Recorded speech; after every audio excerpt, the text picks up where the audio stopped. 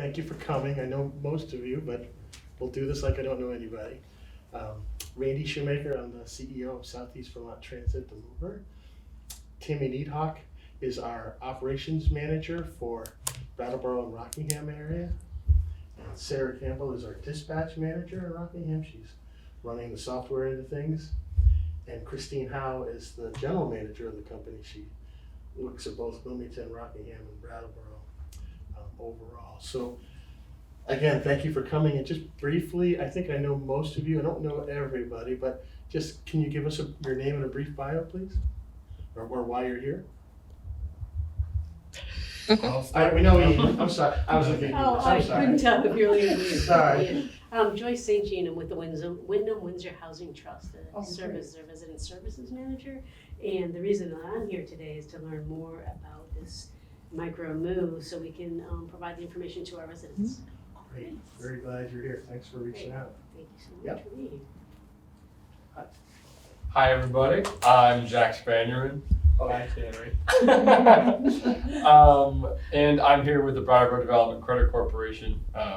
We just are utilizing the Moover all the time with our work with the refugee population here in Brattleboro, and so we're here to learn more about obviously the micro move and how we can Cool. More. Jen? I'm Jen Stromston. I'm from BDCC, and yeah, we're just really excited about this kind of database foray into extending service for anyone who needs it in the evening, which is really awesome, especially insofar as it gives people access to work and training opportunities that begin or end during these service hours. So excited. Ashna Kinkabwala. I'm also here with Jen and Jack from BCC, so yeah, excited to learn more. Nice to meet you, Ashna, face to face. Yeah, nice to meet you too. Great. And I'm Ian Heffley, Community Engagement Manager at BCDC, and the Moover has made our lives so much easier with the midday stop at our center on Bird Street. So, as they say around here, wicked excited to get more information about this and impart that knowledge on all our clients who come into the center. Great. Well, again, thank you for coming. And what we're going to do is Sarah will walk us through things in just a minute. But we will just talk briefly about how the service works. I don't think we've got to start from scratch. Sarah will walk us through how to book rides in 3 different ways, and then we'll comments, questions. So we should be in and out in a pretty good time. And thanks to our friends at BD at Brattleboro Community Television for televising this and for the interview we did last week. Any way we can get the word out is really, really great.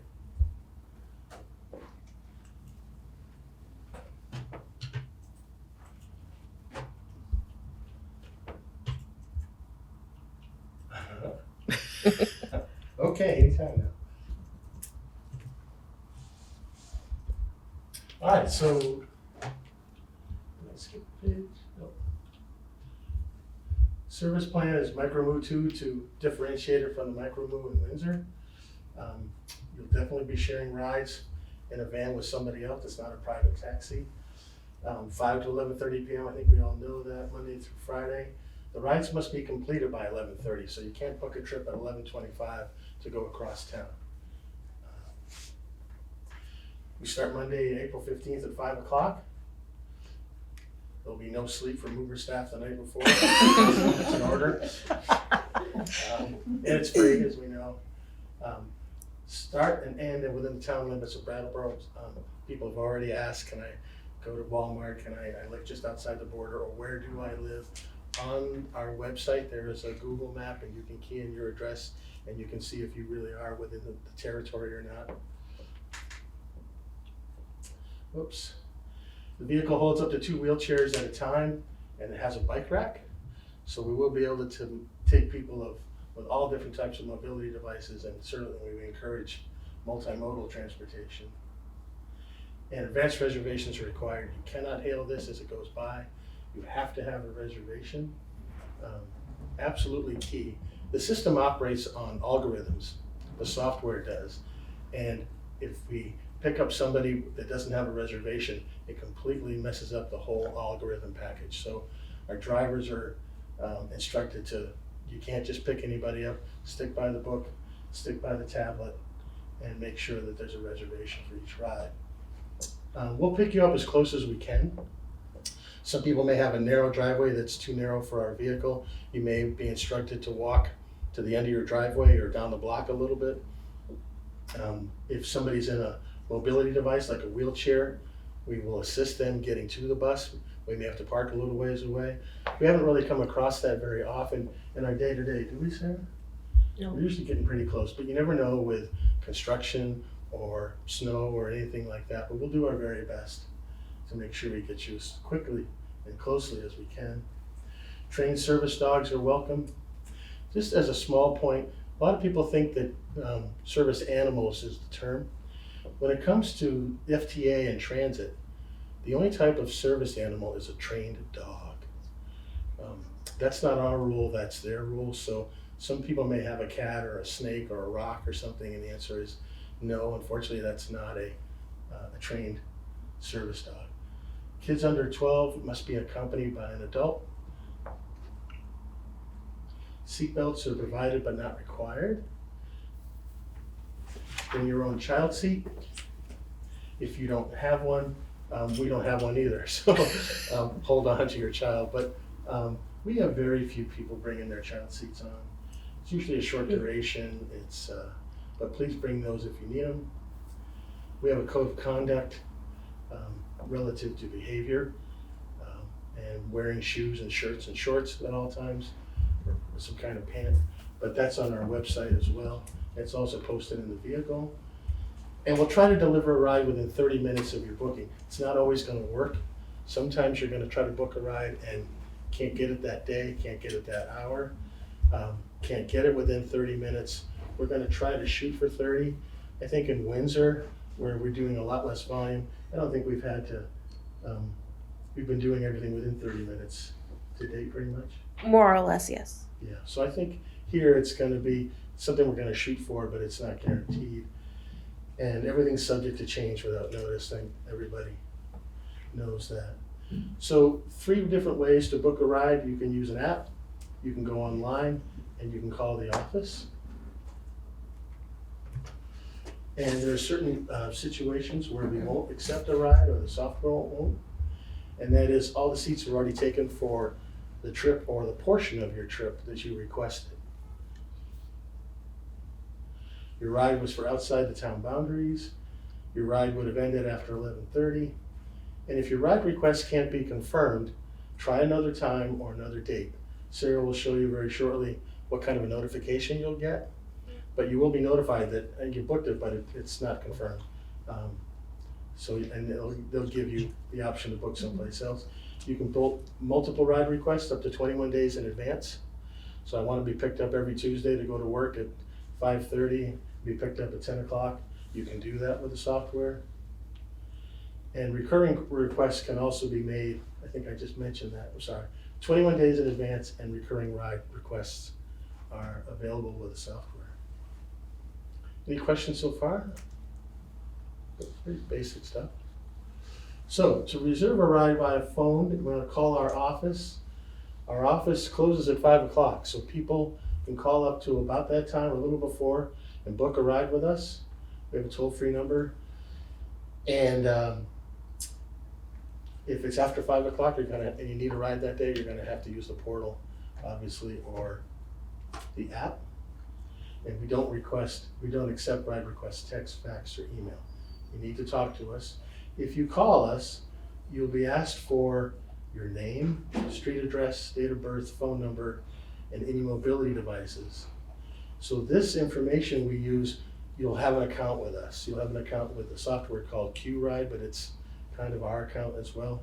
And so once you give that to us initially, you won't have to repeat it every time you call for a successive ride. But we do need that basic information. We're not gonna ask for your social security number or anything too confidential, but we need enough to pick you up and know how you're gonna get around with us. Your pickup and drop off address, time of the pickup, whether or not this is a round trip, recurring trip, and do you have anybody else going with you? And again, Sarah will show you all that in just a second, but As you call us and ask for that information, we'll start up an account for you and we will put that into the system and we'll see what happens. Pretty basic. Sarah, I think you're on. Sarah will show you how to do it via the app. I'm going escape there, right? Yes, please.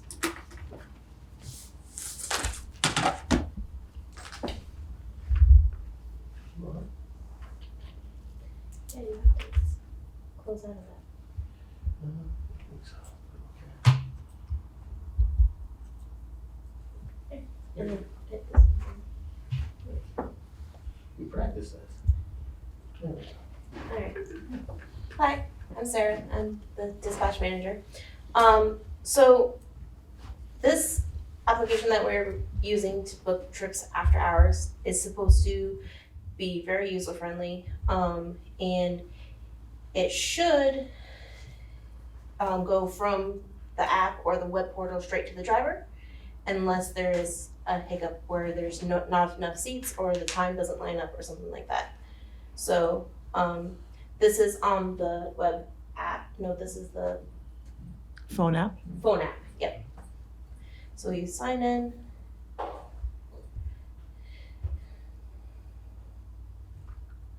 Sign up. So it's going to ask you a series of questions. You're going to have a working telephone number to access this. Is that better? Can you guys see?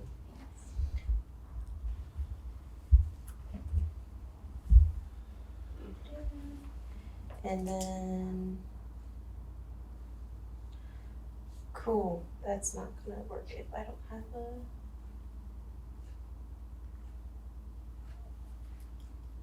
didn't think about that part. It needs an app, text. Do you want to go to my prepared one? Can I use your phone number? Sure. 802 Oops, hold on. He might already have an account. 681. Yep. 8140. Yeah, 8140. Is it just sending him a code? What was that code? 16440.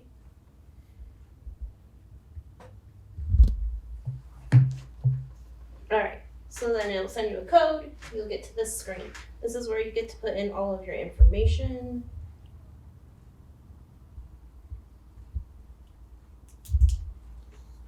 Name. Then you get to pick a user ID. So I'm gonna do that. 6 characters. Okay. And then you're gonna do an email address.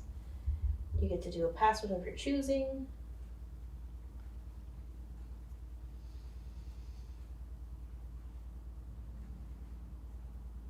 And then a community code is optional. I don't think we have one of those at the moment.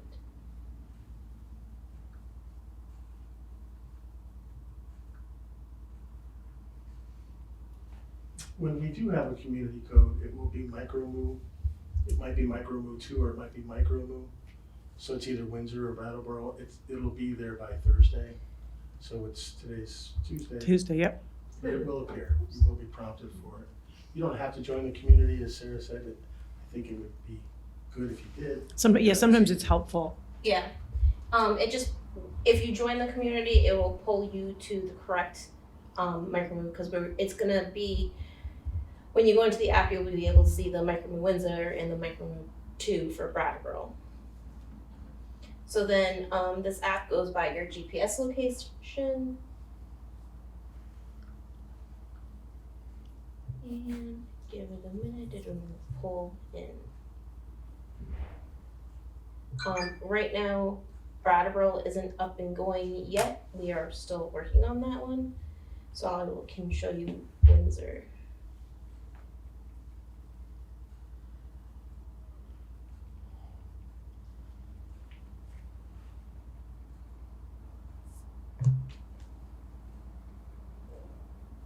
So my understanding is if you were to put in a community code, you wouldn't have to search for the location, would it just automatically bring you Yeah. to like Brattleboro? Yep. Okay, gotcha. So you can see that it pulled up like a GPS map, and because I'm using the GPS on this, I'm in Brattleboro, but because we only have Windsor right now, it's pulling us up to Windsor. So then I can do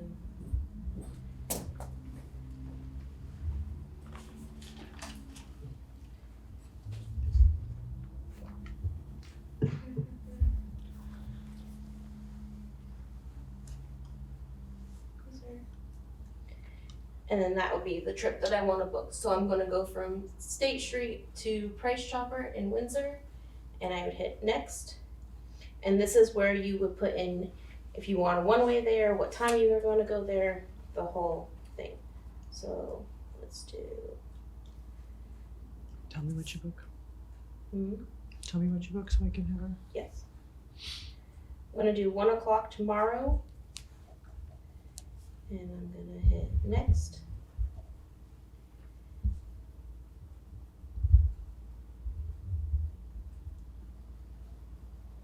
So at this point, the service is telling me that 1 o'clock tomorrow is already taken.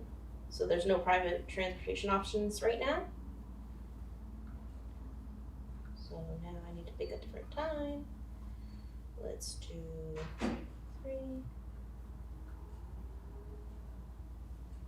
We might be all booked out for tomorrow.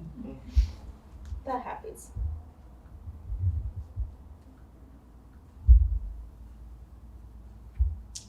Yeah, Different day, Sarah? I'm looking.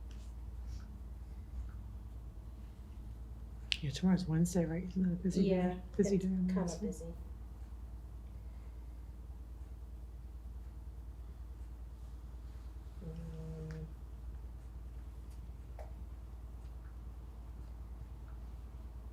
Alright, so I just pulled up the Micro in Windsor. That'll help a lot. And I'm gonna add my date of birth. That's sure.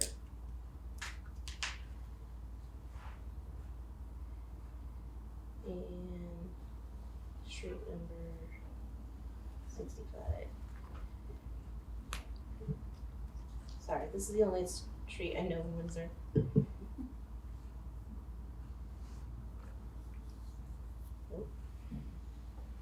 Windsor.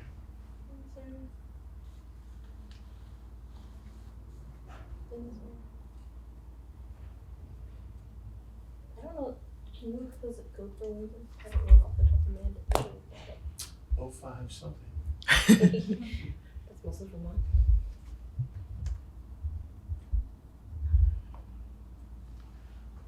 So Sarah, you're only gonna need to do this once, not every time. 05 The 089.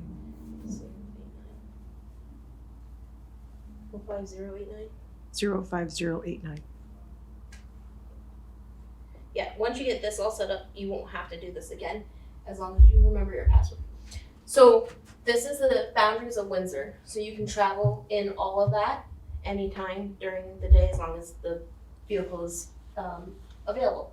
This will also show the boundaries in Brattleboro when we get there. So now I'm gonna book.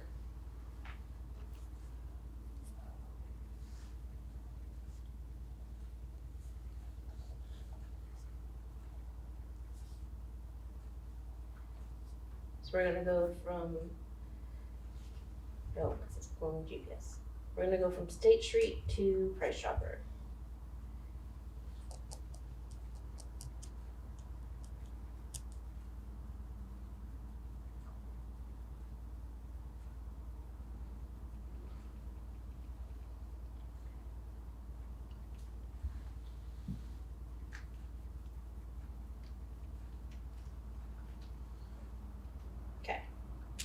Now let's see if it will let me book.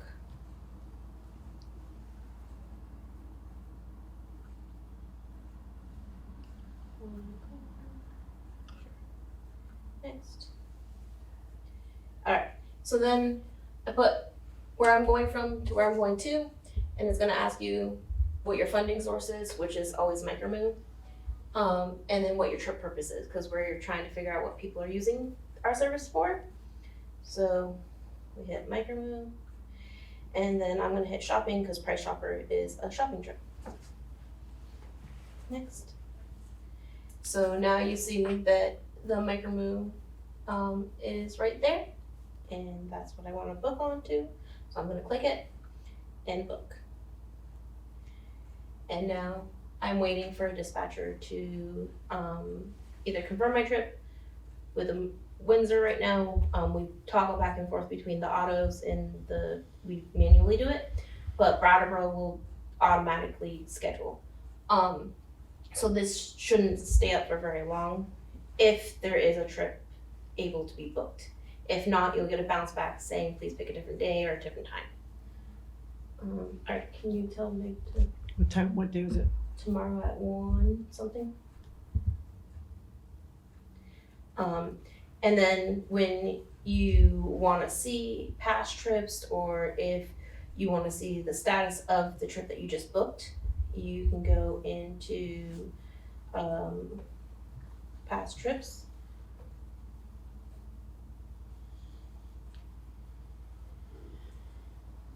And if you had past trips, it would come up here. Your recurring trips would be in the other screen.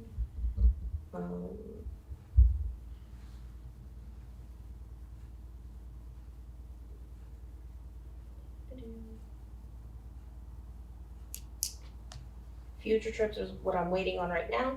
So right now you can see I'm waiting to see if this gets confirmed. It's still pending. It doesn't say confirmed or anything on it.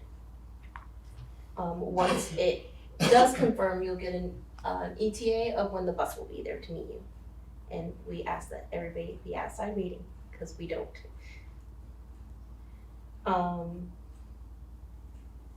If you tap for details, you can see that it's still unassigned, and you can see what it's planning for a route to bring you from your house to Price Shopper. And if you need to call us, there's a call option. It also looks like you can rate our service. I didn't know that part. Cool. Any questions? I have a question. So somebody calls, books a ride for 1 o'clock, and they get they've received confirmation, and then they have to be outside. How long before? And is it real time that they say it's been confirmed the ride will be there? You said like up to 30 minutes, right? Like they could be waiting. So we need at least a 30-minute lead time of somebody asking for a ride. Okay. And then when you get the confirmation that your ride was booked, you'll get an ETA of when the bus will be there. And yes, we would like to request that people are outside waiting at least 5 minutes prior to their ETAs. And if somebody isn't there, how long? Are they gonna wait a minute, 2 minutes? We pull up, and if they're not there, we're gonna keep moving because Okay. we're very busy. Understood. Okay, great, thanks. Okay. Any other questions? Sarah, if I've already got an account and I log into this, and I'm standing at the corner of Main Street, is it gonna GPS pick up my location, or am I gonna be able to book a ride right from there, or do I have to go through the whole thing that you just did? No, it will GPS you if you're in the correct territory, yes. So you can choose that way to book a ride, like I'm standing here, I need a ride. Mhm. Or you can key in an address. Yep. And make a future reservation without having to stand right there. Correct. Does that make sense to everybody? Do it either way? Great. I'm sure you have experience of this with the on-demand service. What do you do with people who chronically cancel or don't show up for rides? How do we handle this? So I can tell people how it's gonna be handled.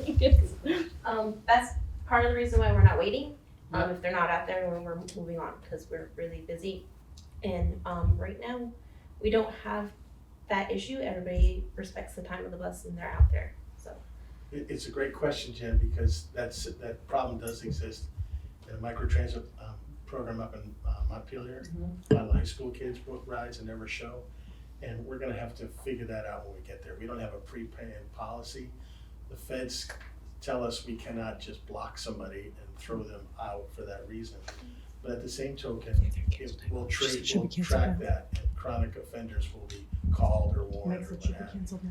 So we physically can't block them, but we're hoping that's not gonna happen.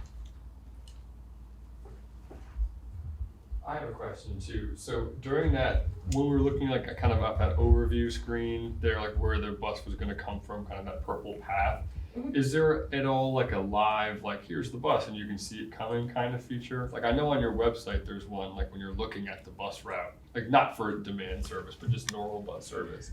Like does that function exist for this as well or not? I've never actually looked at it through the app. Not in this app, Yeah.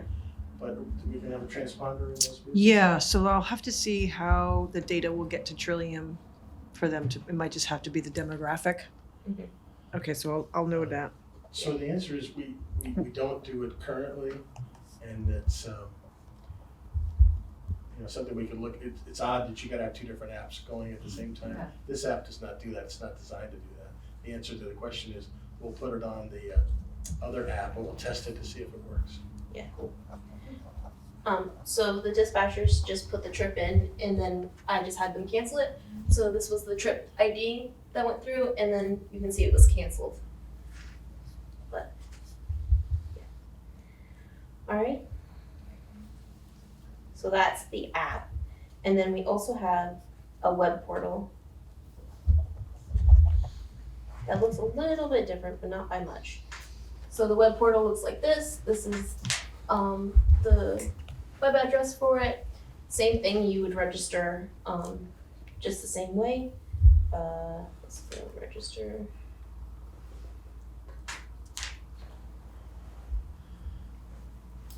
Oh, that's weird.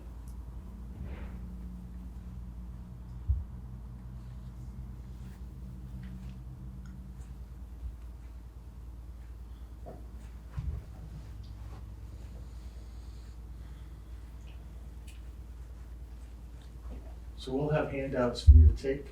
If you wanna take quantities, please do, so that you don't have to memorize this or Yeah. watch it on TV, but we'll have some written guides. They're also on our website for people to either view or download.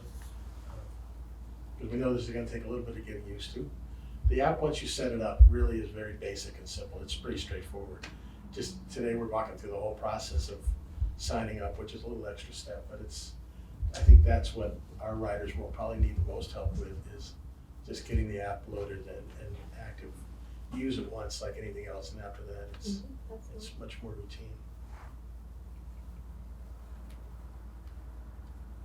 Let's go this way.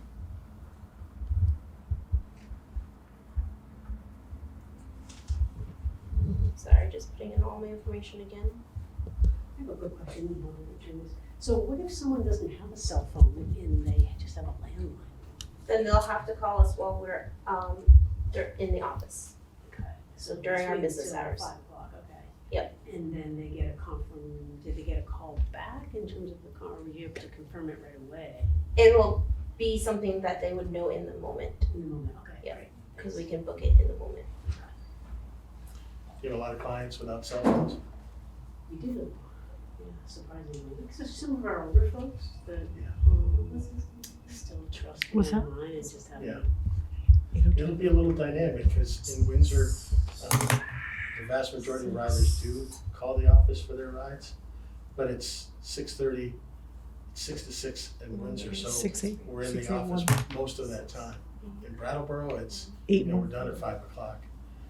So after 5 o'clock for the same day trip, you're on your own, but hopefully people will know about an appointment or can plan ahead at least a day and call the office during business hours.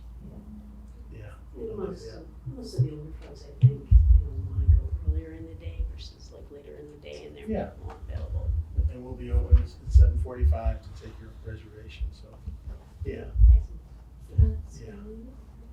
It's funny how different communities in the state use different methods. 681. In Middlebury, they're gonna start a 8140. program in a couple of months, I guess. And they're using the same software we are, and they had to wait until we were finished getting ours up and running. And they're thinking around the college and in a town like Middlebury, everybody's gonna sit there and use their app, which is totally different than the other application, the other microtransit programs throughout the state, totally different than Windsor. So everybody's a little different, but we all rely on that software, and You know, it's gonna be ready on Thursday, which is a little close for our comfort. But, you know, we started this program Yes. back in October with them, and it's, you know, it's always a last minute thing, but yeah.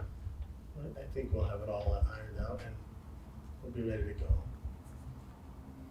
So yeah, this takes a moment. On this one, though, it's gonna give you the user ID, and you're gonna wanna write it down because you don't get a choice. So if you forget it, there's not a forgotten thing. You'd have to call the office and we'd have to do a whole reset, and yeah. So, I just put in all the information. Did my passwords not match? Nope.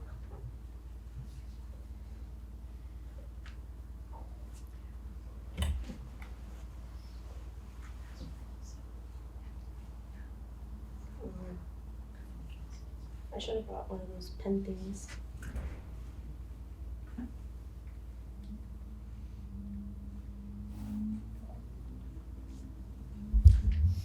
Do you know, is this, I'm assuming it's not, this seems to be like very password and user ID driven, so it's not gonna be like device sensitive, right? It's gonna let it, so like if somebody else needs to log on for someone to do this for them, as long as they have this information, Correct. it should be fine with it. Great, Correct. great.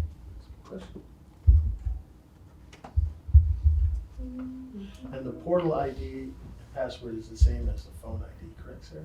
No. They're separate? They are separate. They're separate. Sorry, they are. The phone app to me is a little more user friendly. But so it doesn't, so you, is it in effect two different accounts?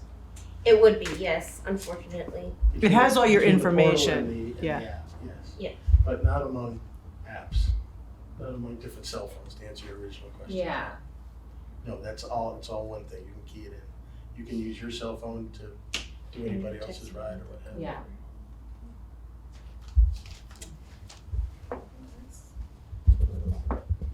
Will not give me a different. Would you like me to call up the? It's because you might be able to do it on his laptop easier. I might have to because it's not. Because giving me the thing. Tablet is more like a phone. You know what I mean? So the mobile, it might be different on a mobile device than on a desktop. I think it auto saved the Oh, the previous one? Give me a second.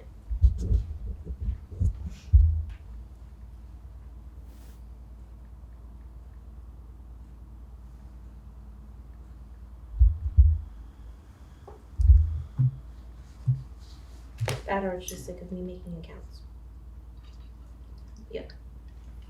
Would you like me to go to plan B? Oh, I got it. I'm just gonna use Tammy's information now.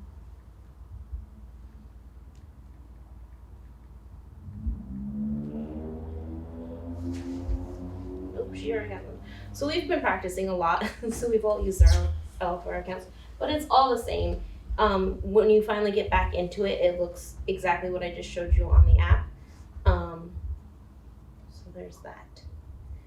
Any questions on that? So it looks like it's keying to the email address. It only wants one email address to Yeah. have one account. Once you do it once, all the information won't let you do another account. But if you call in, we can make 2 different accounts. So that's how we reset stuff. So like if we have, sometimes we have a situation where one family, one email address is used by multiple family members, so we really have to get them to set up another email address. Yes. That, yes, I mean, causes us other problems too, so. I don't know if that's something we can ask Okay. HPSS about.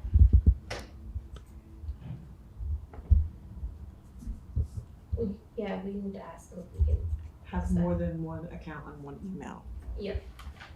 and an easier way to reset it instead of just calling us. And Good because you questions. put an email in and that's associated with the account, does the user ever get email like notifications like about confirmations or upcoming ride reminders or anything like That's that? something that we've been working on. We had been working with HBSS, which is the people that run this software. That if, say there's an issue and we can't get back, we want push notifications back to the people. Either meet us here or your trip cannot be completed or stuff like that. But at this moment, it's in the process of getting made. Okay, so for now, it's just push notifications from the app itself, Mhm. or, okay. Sarah, I was gonna walk through very briefly the end of that online. Do you wanna do it? Okay, I'll do it. So, this is basically where Sarah left off on the online version. And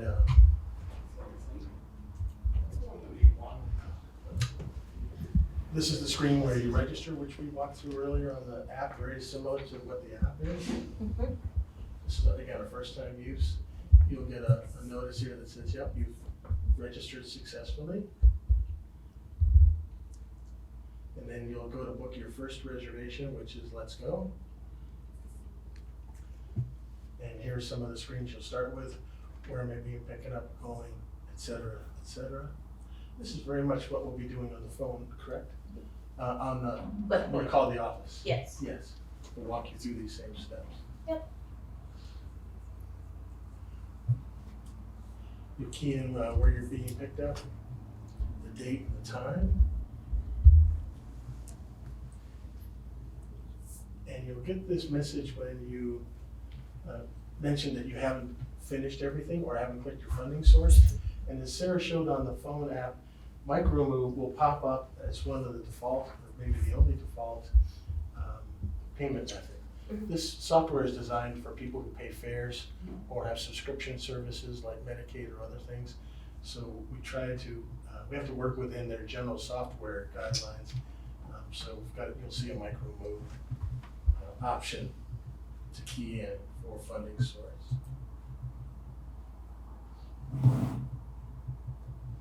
And the trip purpose, again, Sarah showed you the menu there. We just want to know your general categories. It's nothing confidential, like why are you going there? And there's education, employment, Social. social, medical, Shopping. shopping, and then there's a personal one. So I don't want to tell you where I'm going, so I just go ahead personal. And that's as far as it goes. Yep. But you do have to key in one trip purpose before the software will accept your reservation. We're gonna find that much out. And again, where do you wanna go? And you'll get this screen that says the system is thinking. I think Sarah walked through part of that, but you'll get a notification on this and the phone app. Right. That'll say, okay, we're thinking. It's not confirmed yet, but we're thinking. So the users will always know where they stand. Not every ride is confirmed. If it is confirmed, it'll say, yep, you're booked successfully.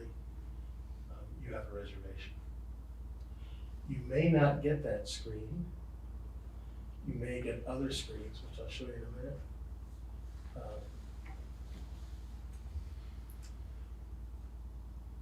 This is the rider log that Sarah was showing us. If you have a series of trips, it'll show all the different trips that you have. And this is the most current one on this example that was just made. You can add more details to your profile. It's a little bit repetitive. These are recurring trips, right, Sarah? Yes. So on recurring trips, if you're gonna do the same thing on Tuesday, Thursday, Friday, you can click on the days you want and the times and the return times and when you wanna start and end, if you have an end date. Otherwise it's 21 days out and then you'll have to go back in and redo it. But it will hold your booking for that many. Which is really good for somebody with a job. Mhm. I work Tuesday, Wednesday, Thursday nights from 5 to 11. And you can put that in, start booking and go.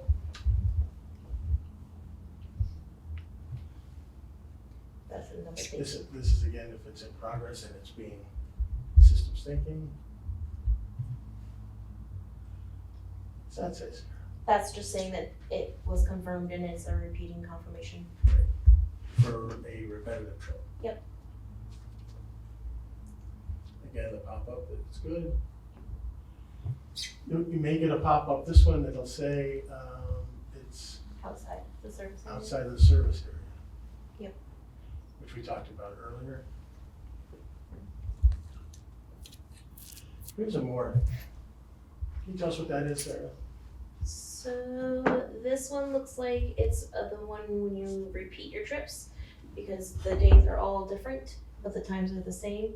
So this is what a repeating trip is. This is what you have coming up. This is potentially the day that you're on. So these are future trips. And we'll also show canceled trips, right? Yes. And then this is what I was trying to show. So this isn't like an ETA, this trip got confirmed, we're gonna be there at 3:02. This is saying it's pending, and then when you see lines through it, that means they were canceled. This is all in a handout.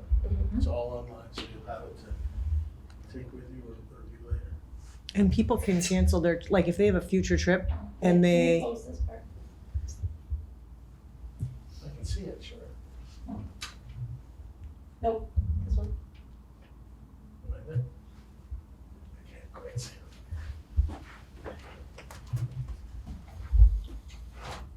Okay, so these trips that are canceled don't have the action buttons. Anything that's still live that you have upcoming will have an action button, and you can press down on those to cancel your trips yourself. that's what I was gonna say. And that's basically it. Go ahead, Jen. I want to ask, like, if someone, a scenario I can picture is where we help someone get set up in the app, but that they still are really getting help from a volunteer or a family member or a friend or a staffer who may call into the office. Mhm. So I imagine if they're in the system, and we may not, they may or may not at that moment have their ID, but they'll have the person's name and address and whatever, that person can still help with booking a ride, even if they don't.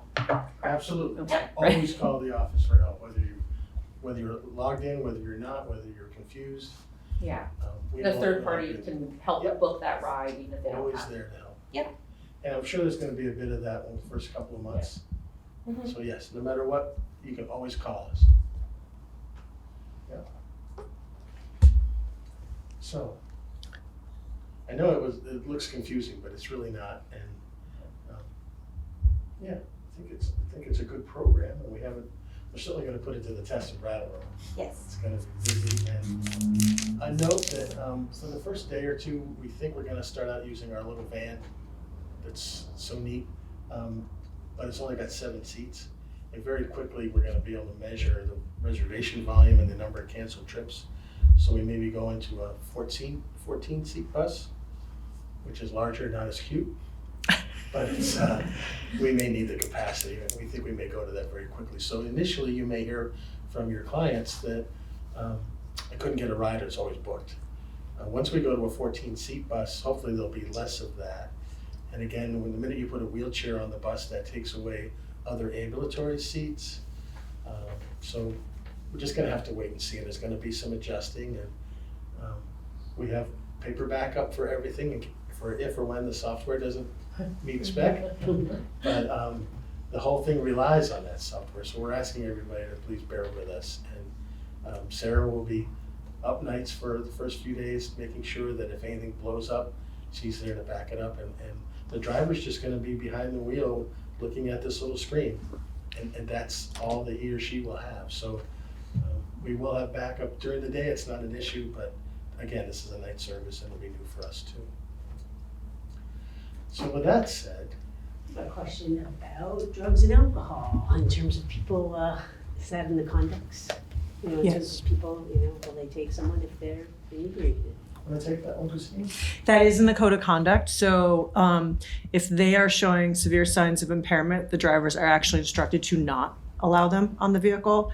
It's a safety concern. So we just, for other riders as well, we don't want somebody on the bus that's severely impaired, and then if they have an episode or a concern.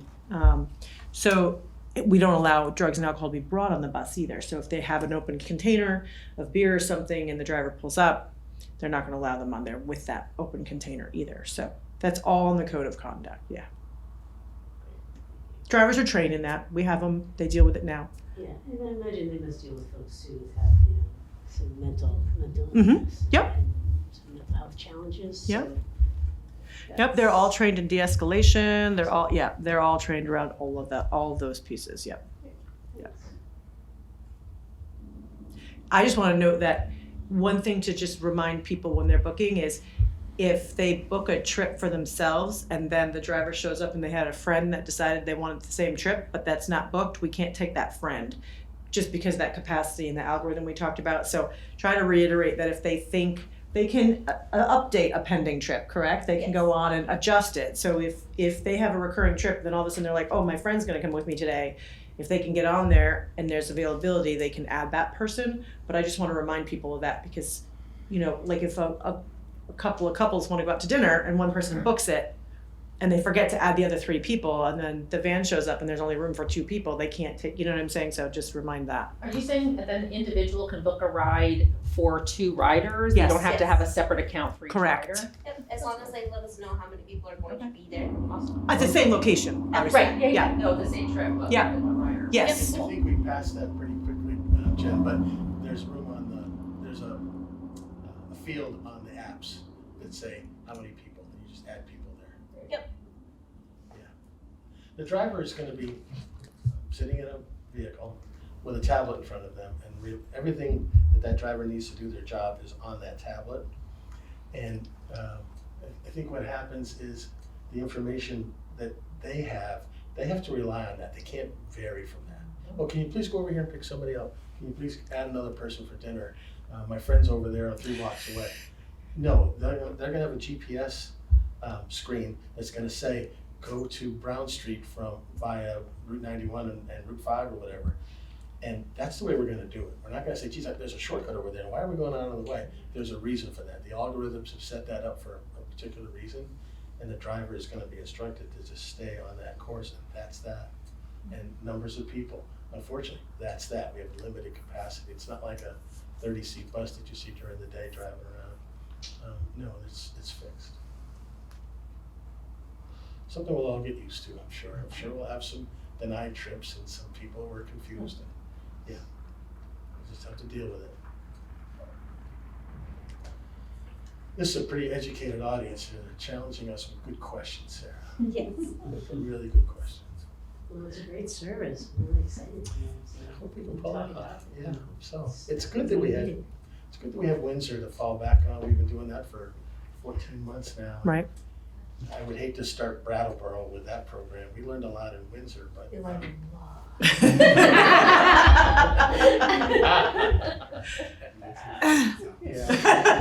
Yeah, so yeah, it's gonna be totally different, and I can't end this meeting without thanking BDCC and Jen in particular for funding this program, because this wasn't going anywhere without them. And the reason that we have a program is because of your efforts, so thank you very much. The town kicked in 24,000, which is good. We should be able to go until, we think, mid or late February. Yes. But after that, we don't have anything, and we're applying for grants to fill that in and continue it, and it's worth a start. It may start and end, and it may start and go forever, but at least we have a program, and there's not another microtransit program in the state that's being funded privately, and very few private routes in the state to begin with, funded privately, so this is really, really terrible. Well, it is federal dollars. It's not really. Somebody went out and got Yeah, federal totally. No, Yeah. it's, yeah, we definitely had to. Somebody else did. So, yeah. Well, having tried to run a van service for employment, I'm all too happy to go back to something I'm better at, which is finding money. So it turns out it's hard. So thanks. You're now a consultant for transit. Yeah. The how not to school. So yeah. So it's all good. And it's really interesting because that's probably one of the greatest barriers that people present with is lack of transportation. And so this is wonderful. It's Yes. great. Yeah. The minute we made this announcement about Brattleboro, almost immediately, I got calls and letters and emails from people in Putney, Newfane, Dummerston, everywhere. Why don't we have it? Why don't we have it? It's like, well, they've got it. They've already got so much service. Why do they need more? Or why can't we all have it? And the answer is it's expensive, and you've got to have a certain population density to make the thing efficient and work.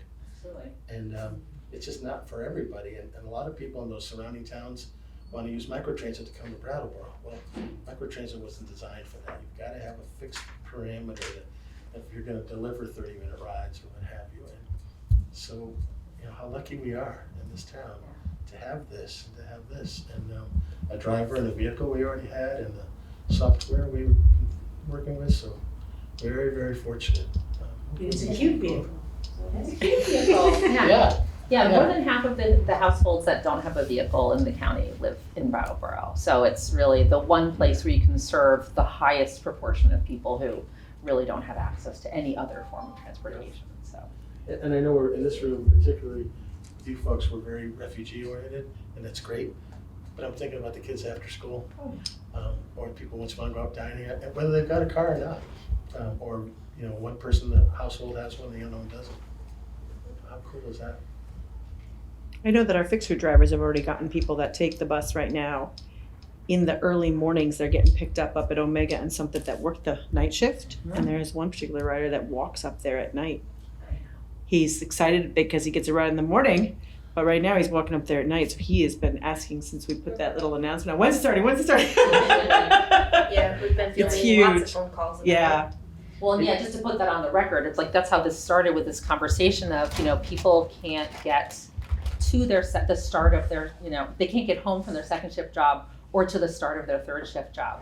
And we have hundreds of those jobs, in factories, in hospitals, and, in nursing homes. So that's a really huge amount of our workforce that has a job that starts or ends in these kind of, transit dead hours. Yeah. And then, yes, you see them walking along Putney Road and walking along that road to Guilford. So it's, it's really a safety thing. It's thrilling to get, I love people biking and walking around, but, to get even just like to serve sausage. I mean, they're just places, they're just not that safe, especially in the Dark, winter and those right. off hours. So, yeah. It'll be interesting. It will. Thank you all for coming and for your support. We've worked with almost every one of you, and I appreciate it very much. We have a good team here, and this is a great offshoot of the WCC that started several years ago. And I think we're going to get this far this fast. We're in touch with the Springfield folks. I was just on a childcare counseling with them this morning. It's like we're always learning from each other and kind of borrowing. Yeah. So I feel really lucky that they paved the way and we got to sort of, see what they did and learn from that. So. Yeah, I think they're, without speaking out of turn, we've worked with a number of different proposals for them, and it's just, there's no money. And they needed 2 vehicles, and they deserve it just as much as Brattleboro does, but how lucky are we? We got the support here, and they just don't have it there yet, so keep trying to spin it to, how are you gonna afford it without any money? And it's a tough one, yeah. Great, thanks again, everybody.